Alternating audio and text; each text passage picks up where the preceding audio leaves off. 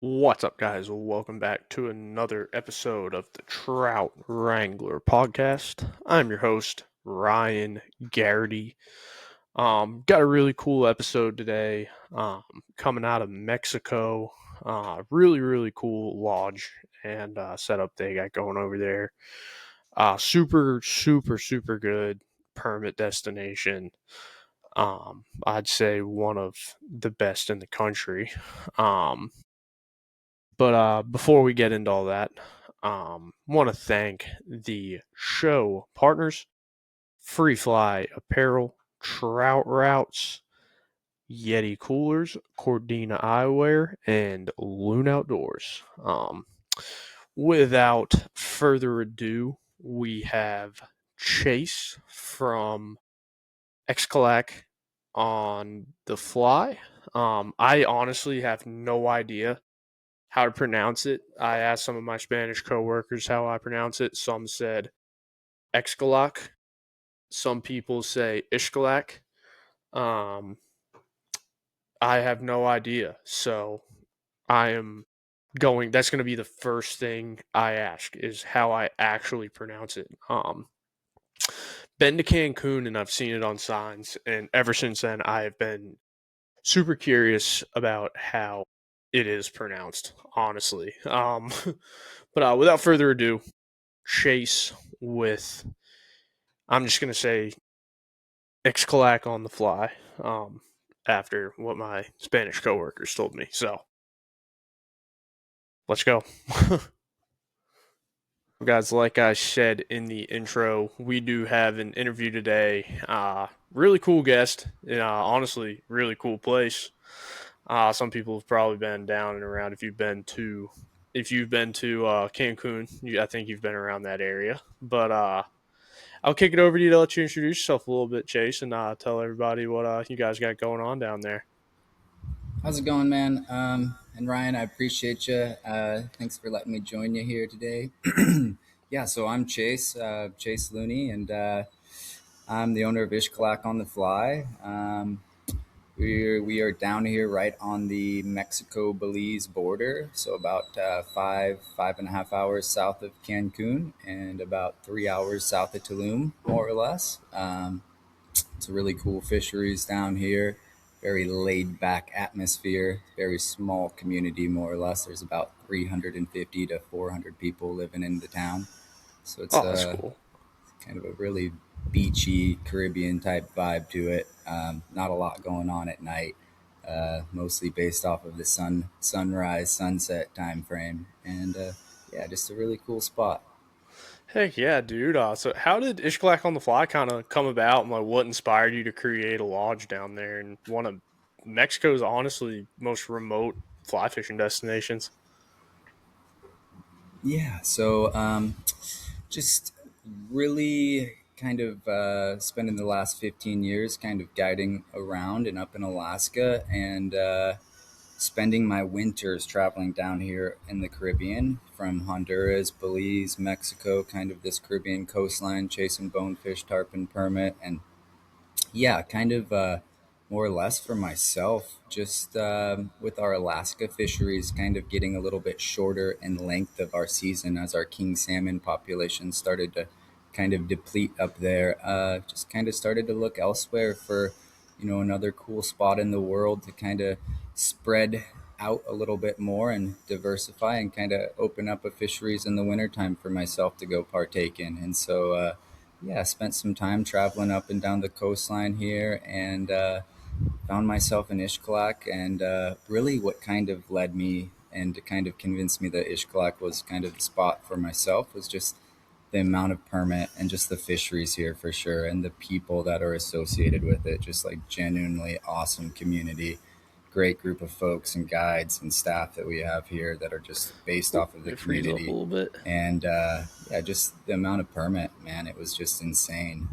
So for myself, just kind of growing up in the outdoor industry, my father was guiding up in Alaska when I was a kid growing up, and also in Florida. And so I've kind of just been in the industry a long time, and we were always just kind of looking to start kind of a family oriented operation. And so, yeah, kind of just Xcalak just magically developed, and it just was kind of one of those situations that just everything just fell into place, man. And so it just kind of went with the flow.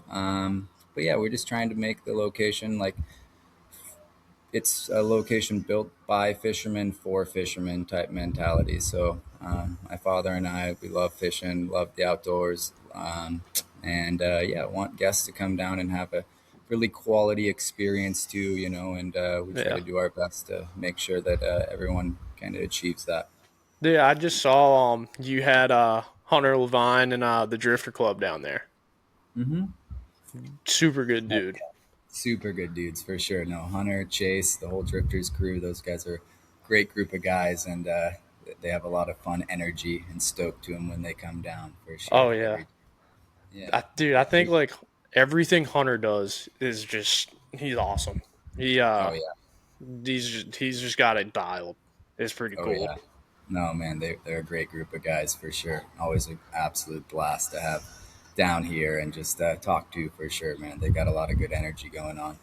But yeah, we've been. It's really kind of the unique, cool aspect too that we get for the clients down here. They're just from all across the world, and everybody more or less is just kind of genuinely just good people coming down to have a nice, relaxing vacation. Catch some fish, and also just enjoy the beautiful location that it is. It's yeah, we're coming down here to you know, catch as many permit and bonefish as tarpon as we possibly can, of course. But yeah, it's just the amount of just the wildlife and the birds and the crocodiles and just kind of the Mother Nature in general that you get to see in this remote location is just really darn cool. And just the lack of outside noise and other boats, and you don't see sky rises on the back skyline. It's really nice and remote, and the enjoyment too to that is really what makes the fishery special.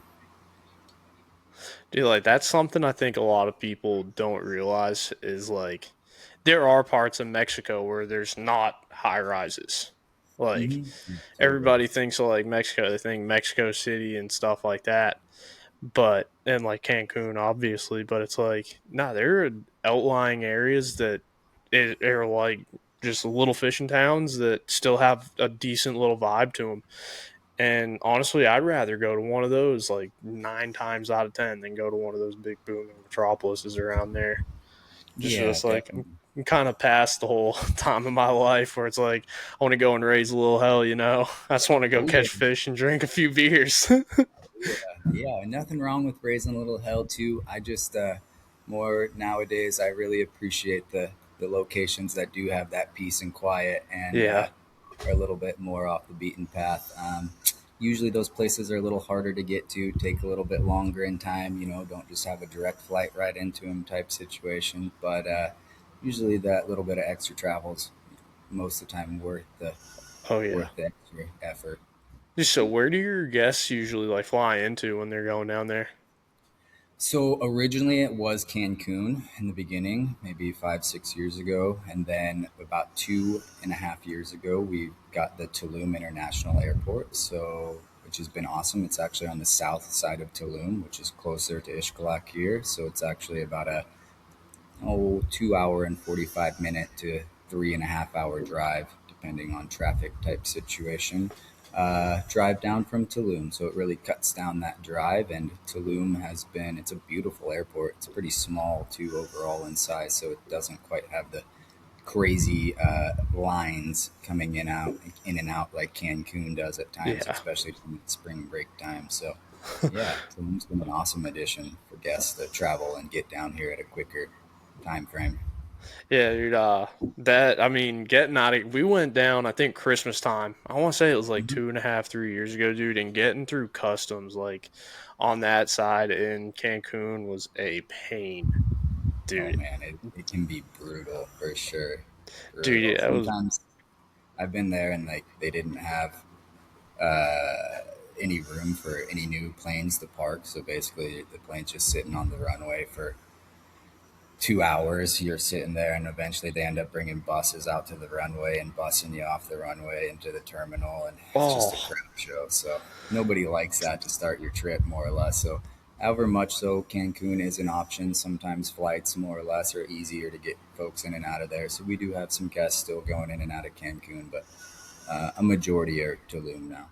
That's nice though, man. Like that has to be a ride and a half for y'all to get up to Cancun with like your airport shuttle people.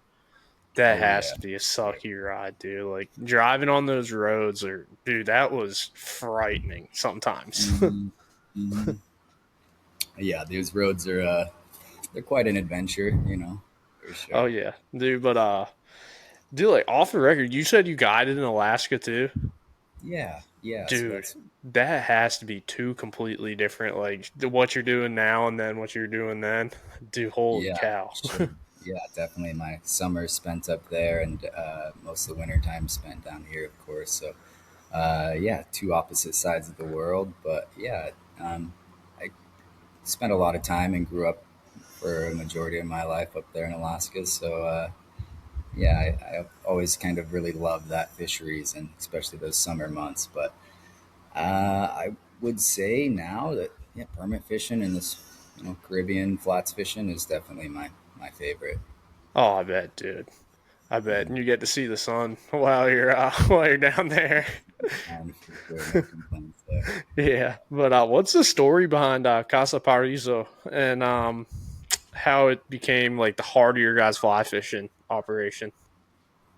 So Casa Paraiso was originally it was built in like 2004 2005 timeframe, and it was mainly just like a small little Airbnb bed and breakfast type situation. Um, and so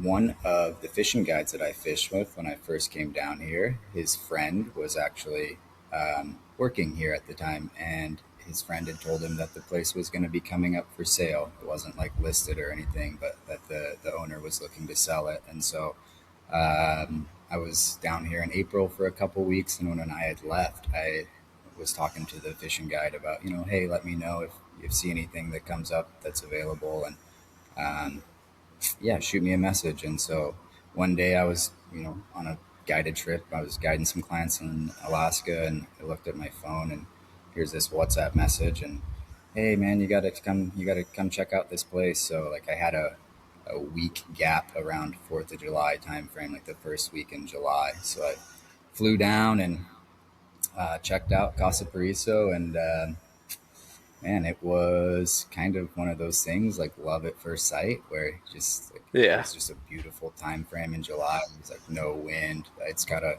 had a really nice old little dock at the time that we've come to replace since then. But just kind of the whole like the beach and just the atmosphere to it really got me hooked on it for sure. And I kind of just saw the vision of it and like what we kind of the future and what I had planned for it. And so yeah, that was kind of the main start of it. So July timeframe, by October we had purchased it, and yeah, that was kind of the start of the transition to Xcalak on the fly. dude, that's So then sweet. from there, we added like the new dock, of course. We've done a diesel generator at night for air conditioning. We've done a new palapa here that I'm in, like the bar palapa. And yeah, other than that, let's see. Yeah, all sorts of fun little stuff and new additions and whatnot. So yeah, it's been a lot of fun and a lot of work too, for sure, to Oh, I watch the bet, progression. Yeah, dude. yeah, it's been a blast. I was gonna say, dude, it looks like you got a hell of a setup back there with all the liquor bottles. Mm-hmm. Yeah, yeah, that's the old the bar stash for sure. We've got little palapa actions right here on the beach, so Oh, dude, that's sick. yeah, not too terrible of a view to do some work. Oh yeah, I'd probably drink about 28 beers right there. Yeah, yeah. So that's all part of the fun. Once the guys get back from fishing, we kind of congregate in here and uh, talk fishing, tell stories, all of the fun to that for sure. Dude, yeah, I bet that's just a fantastic time, dude. Mhm. Man, that's like the dream right there. Just like getting off the water in Mexico and yet literally just walking up and grabbing a beer or like a liquor drink, just sitting there and chopping it up. Can't think of anything Heck better. yeah, we got we run out a little Yeti, like 18, one of the Yeti hoppers, and we've got it loaded full of beer, and we'll bring it on the dock. So as soon as the boats get back, we start passing out some beers or water or Gatorades, whatever the guys want to drink type situation. Have a little dock party. It's a pretty good Damn, time. dude, how Mm-hmm. many times do you have people actually grab a Gatorade or water? Um, a fair amount. Fair We amount, push yeah, hydration down here. Yeah, yeah. we got some electrolytes. We got our wilderness athlete, little electrolyte packets that we're pushing in the rooms and stuff like that. Make sure everyone's hydrated. Oh yeah, Hydration's key, sure. oh yeah. Uh, but yeah, definitely some beers get hurt and handled, drank pretty heavily down here at times. Hell yeah. But dude, like your guys' packages are like all inclusive with like the guided fishing daily. Like, what does kind of like your typical fishing day kind of look like? So yeah, our typical fishing day generally starts with like coffee and breakfast right around 6 to 6:15. Usually we've got the boats start showing up and everybody's kind of ready at the dock around 7 a.m. So we'll kind of have everyone start to depart around 7 a.m. Um, we do vary a little bit on those departure times based off of like tides. If it's cloudy in the morning, stuff like that. Sometimes we'll bump it back to like 8:30. So we kind of shift that based off of what we're seeing fishing wise. More fish in the morning, more fish in the afternoon. We'll kind of shift our times, but most of the time that early morning departure is always nice. Um, and we're gonna go. Usually we've got lunch right around 11:30, kind of depending on where you're at. If you guys got like a group, if there's a group of guys, sometimes we'll meet up for like a lunch spot and kind of see how everyone's doing. Just kind of have a nice little like afternoon lunch party, and then everyone kind of goes back out fishing for the next couple hours. Most of the time, the boats are fishing till about 3:30, 4 o'clock. Come back to the dock, and then we've got happy hour, usually starting around 4:30. So kind of meet back up in here in the Palapa and start with appetizers, cocktails, stuff like that, and just kind of tell fishing stories, see what the day brought, and all of the fun like that. In our boats, we're doing Heck yeah. one one guide and one assistant. So we do we do have like two guides type situation per boat. So yeah, it kind of helps with the clients and everything like that, line management, and Yeah. yeah, that's pretty much mostly our day. Come back here, tell stories, have a great time in the afternoon. Heck yeah, dude. Dude, that has to be a good feeling for like a fellow guide to have an assistant with them. Like sometimes Mm-hmm. that could be like a saving grace on like a bad For trip. sure, for sure. Well, and it really helps with like line control in the front of the boat. The second is like whenever the times are, maybe if you're going to go out and do a little waiting or, type situation, if like the guide needs the assistant to jump out, hold the boat, he's going to jump out with the client and go chase some tailing fish that aren't far away. Like, it's just is always handy to have an extra hand around for Oh sure. yeah. So, in these boats, we're fishing out of 23-foot pangas. So, uh, they're super comfortable. They're a great fishing platform. They're decked out and built for fly fishing off of them. But it's not a like small vessel. You're even from angler to guide is 20 feet, right? So on a Yeah. windier day or however, right? Having that assistant up there to help like spot fish and kind of point the direction or just even translate, to the angler in his ear, like cast this direction 60 feet. Just seems to benefit the whole situation. Heck yeah, dude. So like you guys have an ability to like go and catch all the big species that everyone wants to catch, but permit, bonefish, tarpon, even snook. How do you kind of like tailor a week that has like a realistic chance at like some of their people's like personal target species, so to say? Definitely. So for us, the biggest way we try to get everyone as prepared as possible is just like pre-trip documents, and then through that, like first off, we send out an angler contact form, and it just basically asks the guest to say, what they would like to achieve from the week. Basically, if they're looking to just permit fish, if they want to try to target a little bit of everything, if they'd want to spend most of their time, bone fishing, whatever it is, just kind of gives us a little bit of an idea of what the angler is looking for out of the week. Sending out that angler contact form helps us just kind of get an idea of like what the angler is looking for. Second is just we try to send out a pretty detailed document that has like list per species of like what to bring, certain flies, leader, all of that, like a trip preparation form that, try to come as prepared as possible. So like if you have the right flies, if you have all the right materials, everything like that, chances of success increase quite a bit. Oh Uh, yeah. Generally speaking, um, communication as well, just like being able to have the anglers, once they get here, like we're able to help set up the rods with them and kind of talk to them and just kind of see what they're looking for out of the week, right? Yeah. We do at times we'll do casting instructions off the dock, and also just kind of sit down and explain the different breakdowns per species of like how we're what we're experiencing for our best results on permit strips and retrieves, or vice versa, like what we're seeing out there firsthand experience wise. So, yeah, generally just preparation being the biggest thing, having guests being, as set up as much as possible, going and having them do some double haul practice before showing up for sure. Yeah. And just, having all the proper gear, rain jacket, quick, easy access booties, stuff like that, man, really makes it a lot easier transition to once they get here.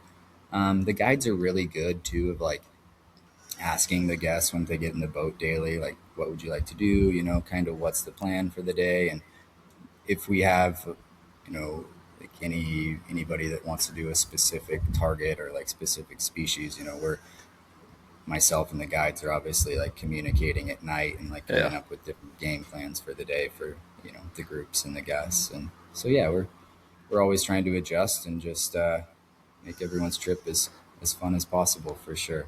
Dude, yeah, I think that's like a great idea, dude. Like the pre trip like contact form, dude. I mean, Mhm. that's a great way to like kind of keep you all like prepared and stuff like that, and then them too.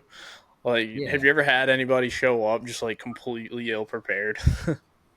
Um, you know, Throughout the years, there's been, a few times where, yeah, some guests didn't quite have the right thing. But that being said, so the best way I've come around to kind of deal with that or like help mitigate those issues is I just have a really well stocked fly shop and Yeah, like rod and reels here on hand. So generally, I try to have like uh, a, enough flies and on stock that are the ones that work pretty well in the fisheries as well, right? So yeah, I've just got them here at the lodge, try to help, anticipate if there's ever a time where somebody doesn't quite have the right stuff, that we've got it here just in case as a backup. But yeah, oh I've yeah. had a few guests show up and not have like any flies, any reels, any rods.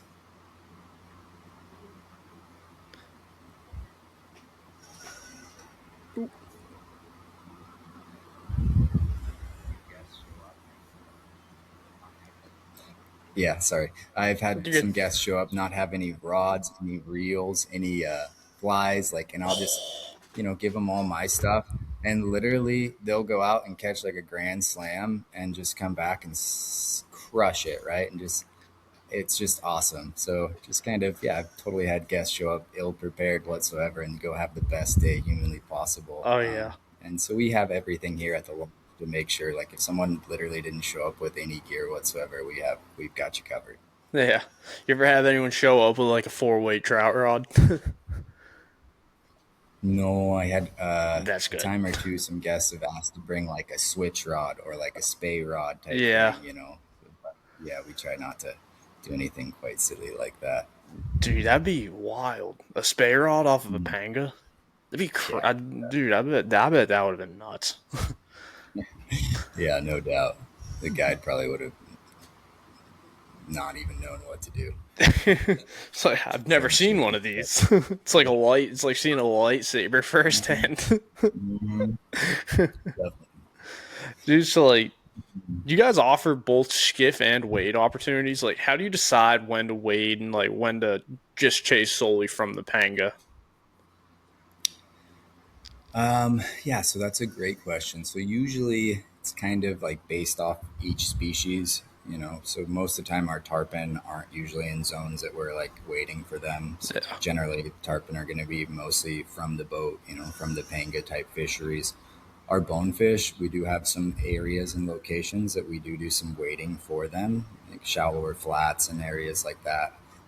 And then we also have some lagoons and other areas where it's just really soft, murky, mucky bottom. So, you know, we'll generally fish from the panga in those zones. So basically, kind of the bottom structure being the biggest makeup if we're able to get up out of the boat, or if we're gonna go, get out of the boat, chase them on foot, or cast from the panga at them. Um, but generally also just kind of what the fish are doing, like if they're yeah, tailing in shallow waters or just kind of milling around, not really like, swimming around at a certain direction or like a quicker rate of speed that maybe it's just best to get a good quick clean shot at them from the panga. Then yeah, we'll back the boat off and try to jump out and go sneak up on the fish. Generally waiting tends to get you a little bit closer to the yeah. fish, and also maybe another shot or two opportunity if the first shot doesn't quite go where you want it to, or it doesn't get presented correctly. Generally you can not spook the fish as much from waiting. So, yeah, we do quite a bit of waiting and attack on foot. Generally, it's just based off the situation. If those fish are tailing, or if they're in the shallows or flat air, shallower areas where like it's easy for the guests to get out. For sure, the bottom's not super soft, and you're like sinking up to your waist in mud, um, stuff like that. I gotcha. Yeah, see, Yeah. that's like something that I've always like been kind of curious about is like when how do you decide to do that, which is really cool. I didn't even think of the bottom structure part. Yeah, there's a lot of like really soft, murky, sandy, soft bottom areas that you'll just end up sinking up to your knees and stuff in. And, especially for guests don't want to just be out there walking around trying to get stuck in the mud half the time. So, Yeah, yeah, based off the bottom yeah, location and it's also what the that's one fish of are those doing things. for I sure. did it in Aruba. That tore up my feet. Think it froze.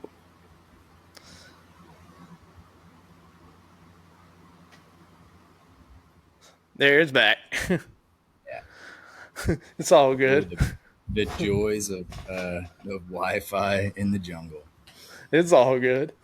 I think it's pretty cool. Hell, there are days where I wouldn't want to have Wi-Fi in my apartment. No doubt, no doubt. Dude, but Xcalak itself is kind of like a small, like truly quiet fishing village. Like, how does that remote setting kind of like shape the vibe that you guys have at your lodge?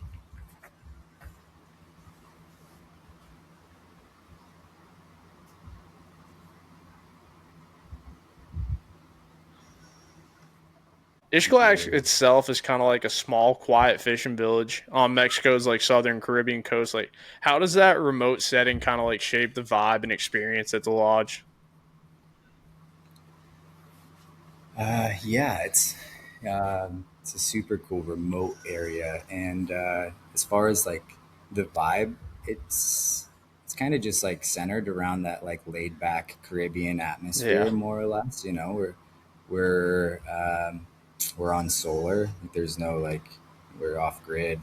All of our water is either you know is in cisterns, so we either haul it in basically in trucks or catch rainwater type situation. So yeah, we're just an off-grid eco resort, more or less. We try to, stay away from one-use plastics and all of that fun stuff. And yeah, man, it's quiet here. It's super quiet. As far as night time goes, you don't hear a lot of outside noise and other disturbances. It's not like there's a big highway or freeway around or anything like that. Like maybe one or two little motos heading up the road at night, and there's no like beach noise or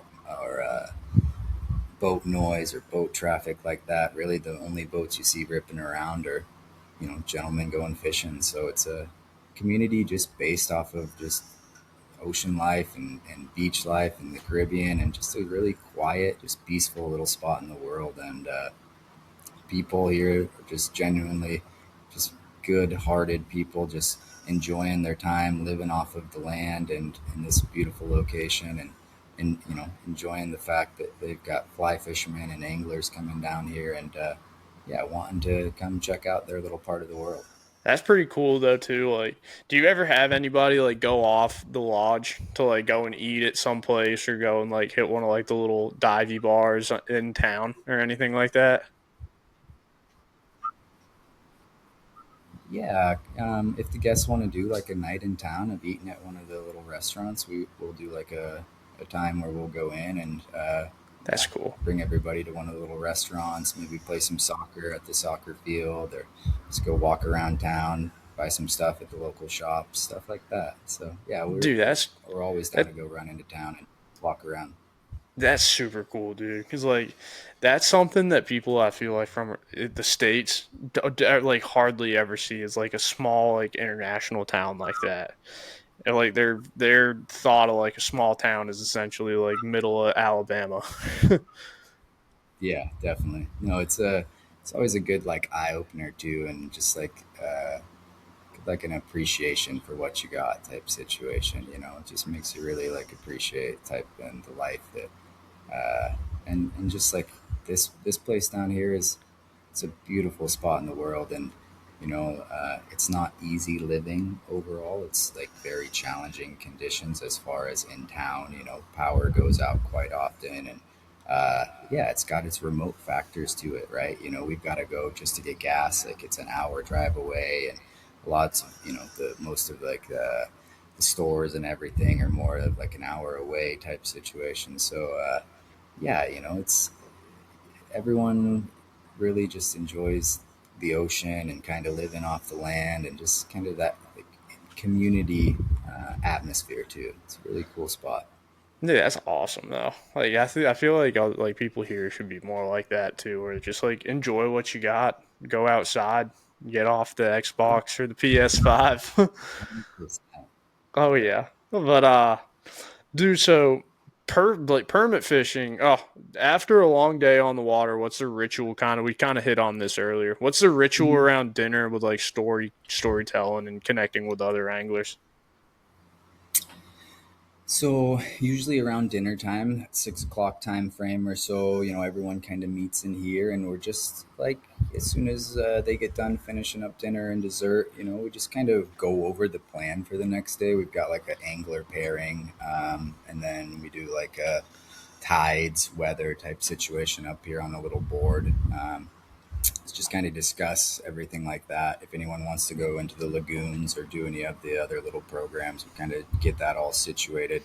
But yeah, we just like to talk about the day, see what they saw, see if we can help out in any way, or like you know maybe they need this fly work. They've only got one other one. We've got a couple other ones here, or just stuff like that. Just always like to check in and just kind of have that nice, relaxing evening.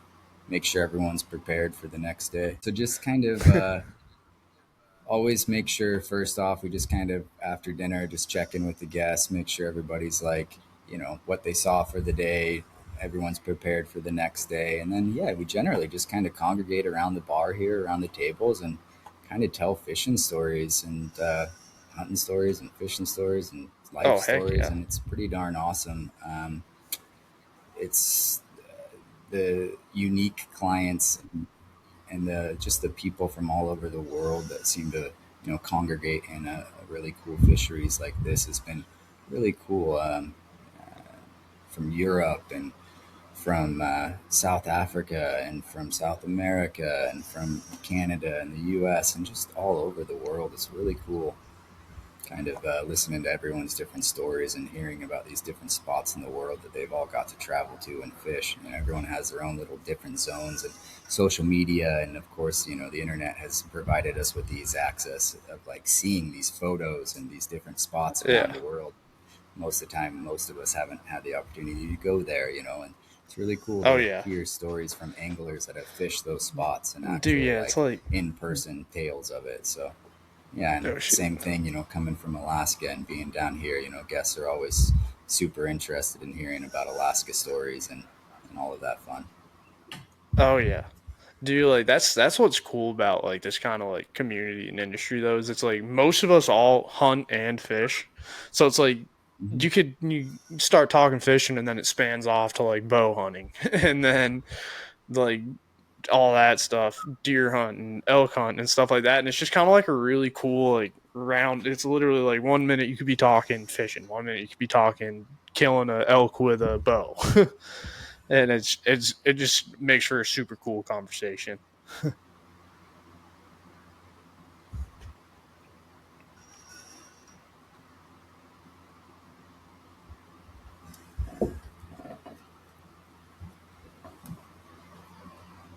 There it is. We're all good. There it is. There. It is. It's really amazing to see just like the connection through the outdoor industry, hunting to fishing side, different locations. I've got some guests here this week that I've never met before, and one of my high school teachers is like a good friend of his type situation from Idaho, and other one that's here that you know we're like constantly like bird hunting around the same zones throughout the West and stuff like that, and Yeah. yeah, you can just you know people that you've never met before, and all of a sudden you just have these amazing conversations and just can connect about the different areas that you've both been to, and you know it's really cool and kind of makes almost the time go by too quick. Like a week almost seems like holy smokes, where'd the time go? You know, Yeah. uh, yeah, you can easily just get lost into it down here. Dude, that's what's cool though. Like that definitely like super cool is how like that Hmm. not like that crossover where it's like, oh yeah, I've hunted here. And you start talking about places you fish and you're like, oh dude, I was there the same week. Like I've had that happen like a couple times. And it's just funny, kind of like small world kind of situation where like I never met the dude, but he was fishing like a mile from me in the same place at the same day. Totally. Yeah, But yeah. do so like permit fishing anywhere in the world can be challenging. What's like one technique or mindset you kind of coach your guests on that consistently improves like results, you think? Yeah, for sure. Casting practice, big thing, Oh practice, yeah. right? Um, Being able to consistently, you know, get your fly where you want it to go is probably the biggest thing that I've noticed, like through my time permit fishing and my progression as well. And then also, you know, fly selection, like that's one of the big things that is the benefit of having you know coming to an operation that's we're fishing pretty much you know all year round type situation was we're watching what the fish are biting, kind of what we're seeing is working the best, you know, so we're up to date, you know, on it rather than just like you coming in on a trip blind to it, you know, and just oh here's your box of 100 flies and you know your guide is okay, that one looks like a good one, like no, we're up to date. We're always like staying in the know and making sure guests are, you know, every week if we're seeing this happen, we'll send out messages about, you know, certain flies or this or that, where we're seeing like fish, you know, are keyed on this or that. So yeah, man, just fly selection I would say is a big thing. Making sure to have like the five flies for the fisheries is always super important. Casting. Patience for sure is Oh always a yeah. big thing that I try to express to people is like there's been so many times where we've had guests that the you know first hour of the first day of their week, you know, they go out and they catch a permit, and then also the other side is the last hour of the last day they catch one, and so um, if you're into putting the time in and type situation and catching a permit, like sometimes in some weeks it all lines up, it's perfect, and conditions are there, the fish are doing their thing, and I mean, we've had some days here where guests have hooked up to 13 permit, for a boat in a day. And like, Holy I've crap. seen a time where we had 7 permit caught off the dock here. Like there's been a couple days where I've got 3 or 4 permit in a morning just off the dock. Holy cow. And they want to bite and they're doing it. It's going to happen. So the key is to not get too down or beat yourself up on the times where they just are being permit, Yeah. patience, preparation, positivity, big three P's of permit. Yeah. Um, don't rush it. It's not something that just like comes up, right away, or like, sometimes I feel like, it's a there's a lot of energy built up uh, into permit, and just people wanting success and results off of it. And yeah, patience, man. When Oh it when yeah. it's when it's your time, when your card's up, all you can do is make sure you don't freaking trout set and break it off, or do your job. That's it. Oh yeah. And yeah, don't forget to enjoy the surroundings and just like the beautiful locations that usually permit fishing is going to take you to. It's usually remoter environments or tropical settings that, I mean, the water is just gorgeous out here. And uh, the amount of just marine mammals and other life, and other fish species swimming around too. It's just a really cool atmosphere too. So, permit can get into your head. They can just beat you up, and Oh yeah. but yeah, just we make sure to have really strong margaritas, and here for any positive words of encouragement. Heck yeah. Dude, it's Mhm. like I'd lose one. I'd be like, all right, someone hand me a beer now. I need I Mhm. need to I need to drown that one down. Totally, totally. But do you have any like wild stories from any trips or like clients? Um, yeah, so really kind of a cool one from this last summer was a gentleman who was looking to catch his first permit. He was an older gentleman, and he had spent a lot of his years on the USS Permit. It was a nuclear submarine based off of Oh, the cool. west coast there, and this Yeah. gentleman was kind of his one bucket list fish was to come down and catch a permit. And yeah, so this summer he did. He was able to come down, and like day 4 of his week, he busted out a beautiful permit, and the next day after that, caught another one. So he actually sent us a really cool little memorabilia from the USS permit, and yeah, that was kind of one of the most memorable experiences down here. I did have a time where I was fishing out of Mahawal with a friend maybe 5-6 years ago, and we were on his boat, and the motor broke down. So we were just kind of floating out here in the middle of the Caribbean, about 15 miles off the coastline there in Mahawal, and the currents were shifting us down towards that Belize Guatemala section, and we were thinking that we were in for a couple-day float through the middle of the Caribbean there. And Oh. luckily there was one boat that was coming back in. They were commercial fishing off the coast, and we hit them with the old little reflector mirror. And no radio contact, didn't answer any radio calls. They must have had theirs off or however, and they just saw our little reflective Dude. mirror Oh. from about a mile off. That And here they that came has over, to and they be totally towed us back in a and saved our butts. frightening I'm pretty situation. sure we would maybe still be floating around in the Caribbean if they hadn't have saved us. So um, yeah. Oh, now you're back. Mhm. Dude, that has to be a frightening situation. It was one of those situations where we were floating around for a long enough period of time, about hour 2, where we were like, okay, no radio contact. How much water do we got? How much, snacks do we got? Starting to take inventory. Oh, dude, yeah, that. That's always like a scary thing, dude. That's nuts that they saw the reflector trick. Mm-hmm. Dude, that's insane. I would have been Mm-hmm. like, dude, I would have been sweating.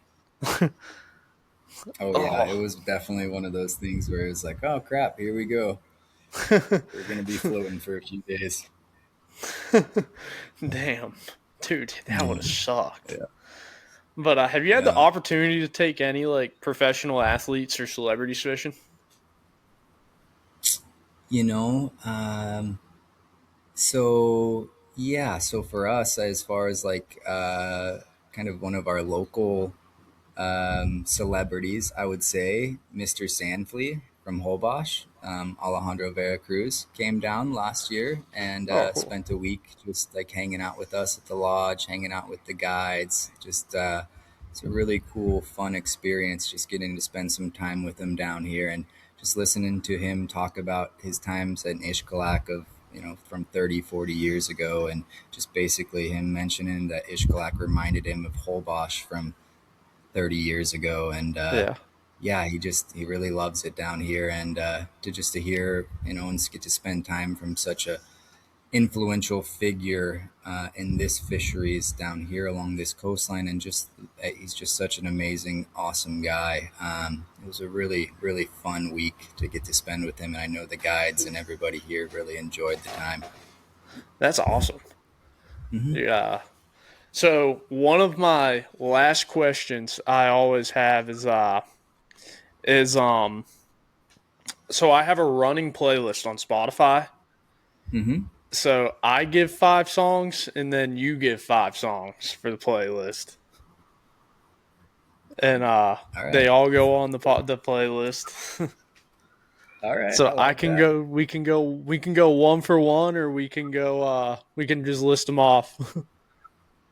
All right, let's what you got? Let's So let's see. I had to get to the playlist first. Um, damn. I definitely have looked it up.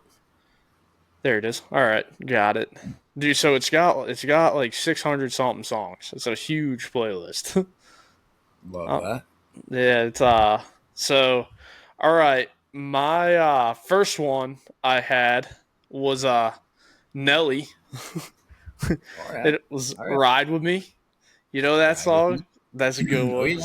So my Yeah. second one, dude, Yeah. this one goes all over the place today. Okay. So my second one is "Searching for a Rainbow," the Marshall Tucker Band. Okay. My third one is "Blurred Lines." Great song. And then Hell yeah. "Tall Boy," "Widespread Panic." Okay. And then I did not have a fifth one, but I'll put "The Weight" by Widespread Panic in there because it was the first one on the bottom right here. Freaking A. That Yeah. sounds awesome. It's a good list for sure. All right. I'm going with we're on the little bit of the tropical Caribbean side of things here, beachy vibe, but we're going with Living It Up by Damian Marley. Okay. We're going with Me Gusta 2 by Manny Chao. And we're Let's see. going Where Is My Mind by the Pixies. Okay. Here, hold on. I just got "Living It Up" on there. Um, Yeah. what was your second one? Me Gusta. 2. Me Gusta 2. Perfect.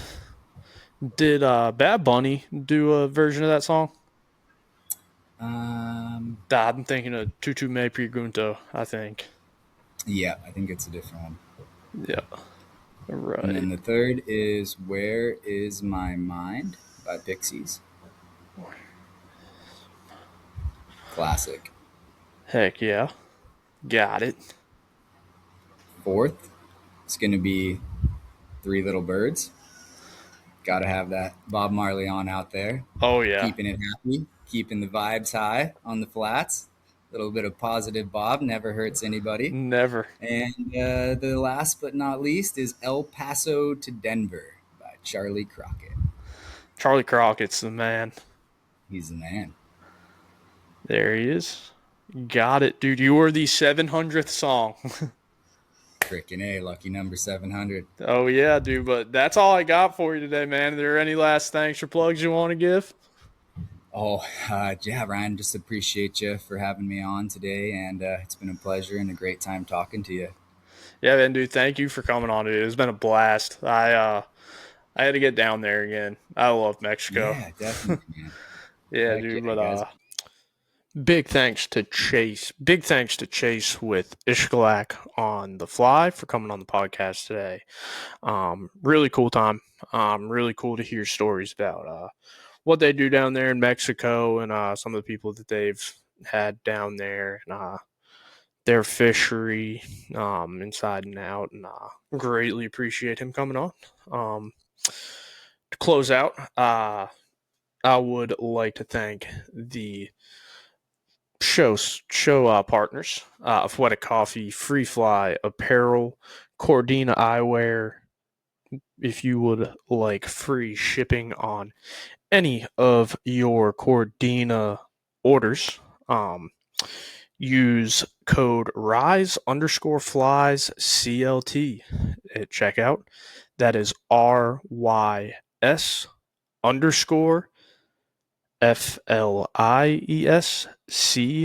RYS_FLIESCLT at checkout to get free shipping on any of your orders. Also, if you would like to save, um, or if you would like to get a free Trout Routes Pro subscription for a month, check out the link in the show notes. It'll be down there. Same thing with the link for Cordina. All of these will be in the show notes. You'll see them under the tabs. Free shipping on Cordina orders and free Trout Routes Pro subscription. So click on those. Go get you some sunglasses. The summer's coming around. You want to protect your eyes from the sun, and you want to stay navigated in the mountains while you're on your fly fishing adventures.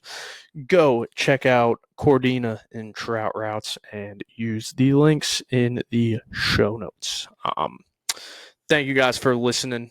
If you would go and leave a review on Apple Podcasts, subscribe to the YouTube channel, leave a review on Spotify, whatever it may be, just go and do it. Thank you guys for listening, and I will catch everybody on Monday.